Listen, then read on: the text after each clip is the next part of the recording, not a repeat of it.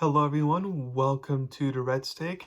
It's that time of the week where it's time to go over my top 10 games for college football in week 5 to go over my predictions for them. Real quick before I start that, I want to say that I posted my updated bowl projections on LinkedIn, so go look at that. It's crazy enough, we're already a third away into the season, which is crazy to think about. Time's flying by already, but we gotta, enjoy the games while we have them. So let's get started with my top game of the week, and College Game Day will be there. 11 Notre Dame versus 17 Duke. Notre Dame are 6-point favorites. A 7:30 game on ABC. I do wonder how the Irish will respond here after that heartbreaking loss to Ohio State last Saturday. Notre Dame did show that they have a great defense. And Duke also has a good defense. So I think you can expect a low-scoring game here. Um, while the Irish may not be playoff contenders anymore like I thought they could be, they can still be a 10-win type of team. Notre Dame quarterback Sam Hartman will bounce back, in my opinion, after a quiet performance last week, and he'll lead the Irish to win. If Duke happens to get the upset, it'll be because of their quarterback Ryan Leonard and his legs, because he's that good as an athlete. Number 2, you got 10 Utah versus 19 Oregon State. Oregon State 3.5-point favorites. It's a Friday night game on FS1 at 9 p.m. Cam Rising is still not back for Utah, and I don't think he'll play in this game for 2 reasons. One is the line for Oregon State has gone up a little bit, which could be an indicator. But another reason is next week, the Utes have a bye. So it's better to just rest him up even more, and then after that bye week, then he can return, being more healthy and all that. So assuming Rising doesn't play, I don't see how the defense for Utes can carry the day once again like they have done this whole season so far. Oregon State got down early but showed some fight and almost came back, from a large deficit to upset Washington State.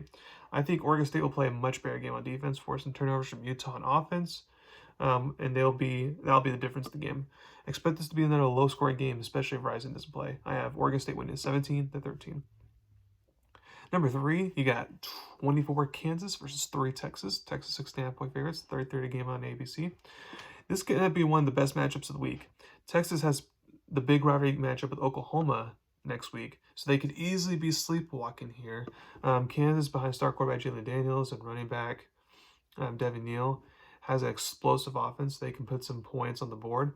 Also, their defense is improved to a degree compared to last year, which was awful. I think the Jayhawks will come out strong in the first half, but then the Longhorns will kind of wake up in the second half and make some plays to avoid the loss or remain undefeated. I have Texas winning 34-27.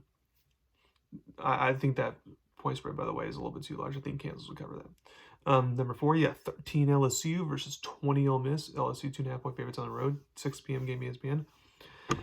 This is an important game for both teams to help determine the SEC West race early, especially for Ole Miss. If the Rebels have losses to Alabama and LSU, then they will not win the division, and it'll just be another mediocre season for Lane Kiffin and the Rebels. I think Ole Miss on offense will bounce back and be a little more productive than last week because Alabama does have a good defense. Alabama, in my opinion, their defense is better than LSU. However, I feel LSU's offense can easily exploit the Ole Miss defense like Alabama did, because Alabama was just like ground and pound running the game, whether it's their running back or quarterback. Well, LSU can do the exact same thing because they have a dynamic quarterback who can run, and they have a good running game as well. It may come down to who has the ball last, and I think that'll be the Tigers once again, like it was last week for them, as they make clutch plays in the end to win the game, and they keep their division title hopes alive. I have LSU winning 34-27. Number 5, you got 22 Florida versus Kentucky. Kentucky is a 1-point favorite, noon game ESPN. Kentucky hasn't played anyone worthy of note so far, so this would be a nice test for them to see if they are contenders in the SEC East.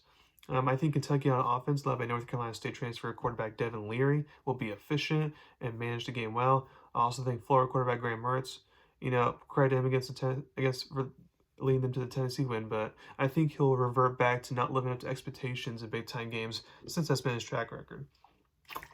I'm still not a believer in Florida yet. So therefore, the Wildcats get the win. I have them winning 26-17. Number 6, you got 8 USC versus Colorado. USC 21.5-point favorites, noon game Fox. We don't need to discuss how bad Colorado looked last week, because Colorado was clearly not a title contender, and most people, including myself, knew that. However, I do like this to be a good bounce back game for them. Yes, the defense will probably give up a lot of points to Caleb Williams and the explosive USC offense. No shame in that. I do think since USC's defense is not nearly as good as Oregon's defense, especially when it comes to tackling in space, something the Buffaloes can take advantage of there. I do think Colorado will be able to turn this game to a shootout and keep it competitive. I will still take the Trojans to win, but this game will not be over by the first quarter. I can guarantee that, and Colorado should cover. I have USC winning 45-37. Number 7, you got Clemson versus Syracuse. Clemson 6.5-point favorites, noon game ABC. These two teams have usually provided great matchups against each other, despite, no matter how elite Clemson has been over the years. Like Notre Dame, Clemson's coming off that heartbreaking loss at home, and I wonder how they'll respond. I think as long as this game doesn't come down to a field goal, I think Clemson will bounce back and get the win. Syracuse has not faced anyone good yet, and I think Clemson's defense will slow down the Syracuse offense so Clemson can avoid having back-to-back losses. I have Clemson winning 28-20. Number 8, you got Louisville, 3.5-point favorites versus NC State. Friday night game, 7 p.m. ESPN. Most people think Florida State, Miami, North Carolina do against the ACC contenders. But these two teams have something to say about that. May have something to say about that. North Carolina State on offense has not looked as sharp this season as most fans hoped, with Brandon Armstrong coming in there, Robert Anae being the offensive coordinator. But I think this will be the game that reminds everyone why analysts kind of liked them before the season started.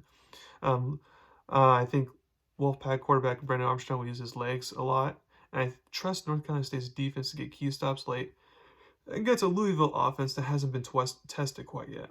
So I have North Carolina State winning 34-28. Number 9, you got Texas A&M, 6.5-point favorites versus Arkansas. Noon game, SEC Network. Texas A&M avoided a bad loss at home last week against Auburn. No, more than a terrible loss, but there are worse losses. But it still would have been a bad loss. But it can't. As a cause, his quarterback Connor Wegman got injured and is now out for the season. Luckily, the Aggies have a veteran quarterback in Max Johnson, who's played a lot of games for them, including playing in this rivalry game last year. Keep in mind, this was a very fluky way the Aggies won this game last year, as Arkansas was about to score, and then Jefferson reached out the ball, scoop and score all the way back for a touchdown, and doink field goal, all that stuff. I think if Arkansas does one thing, just one thing, they won this game. They need to finally stop committing so many penalties and turnovers, especially penalties. Stop doing it. If they can do that, the Razorbacks will get the upset this game. And if Arkansas star running back Raheem Rocket Sanders is able to play, then I think Arkansas will win for sure. So I think Arkansas wins 24-20. In the last place, you can go to many different games here. It's hard to kind of pick. But I'm going to go with West Virginia versus TCU. TCU 2.5-point favorites, 8 p.m. game, ESPN2. Not a lot of people thought the Mountaineers would be 3-1 so far, but here we are. And so the question remains, are they a good team or not? And then for TCU, a lot of people wrote them off after the Colorado loss. But they can show at home that they are still in contention to make the Big 12 title game. I think this would be the game that TCU shows that they are still one that, behind Texas, Oklahoma, they're still one of the top dogs in the Big 12. I've been winning 35-17. So thank you very much for listening to my podcast today. Please subscribe to my channel, Tone About Me. Thank you very much. You all have a wonderful weekend.